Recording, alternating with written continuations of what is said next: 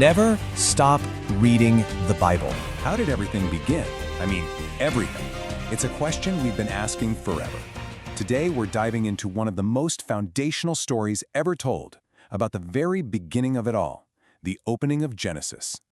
Right off the bat, the name itself tells you what it's all about.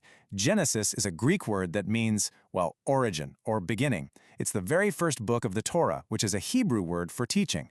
So you see, the title is setting us up perfectly. This is a story meant to teach us about where everything came from. So, let's get into chapter 1. Our story starts in a place before time as we know it, a kind of formless void. This chapter is all about the creation of the heavens and the earth. It's really a story about bringing perfect order out of total chaos. And the whole thing unfolds in this really structured, kind of poetic way over 6 distinct days. First, you get the absolute basics, light and darkness. Then the environment gets built out, the sky, the waters, the land. After that, the cosmos gets filled up with the sun, the moon, and the stars.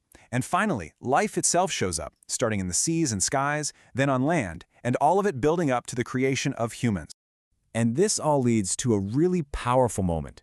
See, after each day of creation, it was called good. But at the very end, when everything was finished, the declaration was that it was very good. That little word, very, signals that the whole project was complete, it was in harmony, it was just perfect. All right, so chapter 2 takes us from that huge cosmic view and zooms way in. It's a much more personal story now, giving us a closer look at how humanity was created. This really sets the scene for the entire human story that's about to unfold. And here's where it gets really intimate. The first man is formed from the dust of the ground, which right away creates this deep connection between humanity and the earth itself.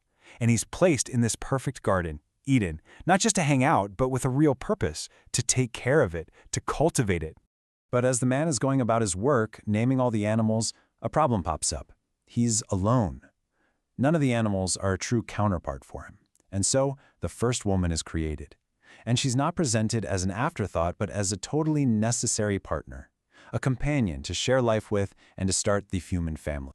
So the stage is set, the characters are in place, and that brings us to chapter 3. This is where the story's main conflict kicks in. In this paradise of complete freedom, there's just one single rule. And that one rule creates the possibility for everything to change. Just think about that for a second. You're in a world of total abundance. You can eat from any tree you want, except for one. Just one. The tree of the knowledge of good and evil. That single rule becomes the absolute center of the drama that's about to play out. And now a new character slithers onto the scene, a serpent. And it's clever. It doesn't use force, it uses words. First, it just plants a little seed of doubt, questioning what was actually said. Then it goes further and completely contradicts the warning they were given. And finally, it makes this incredible promise.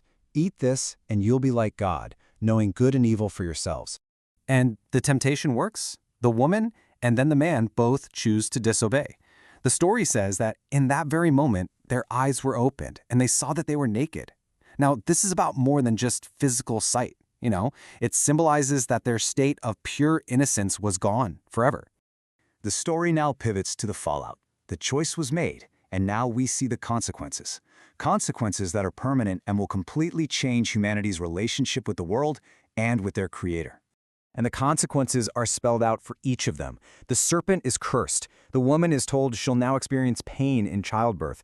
And the man, who once tended a perfect garden with ease, will now have to work the land through painful toil just to get food. So in the end, that fundamental relationship of trust is shattered. They can't stay in the garden anymore. They're banished, sent out into a world that will now be full of hardship. That easy, direct connection they had is over. This explainer has been presented by the Center Studio.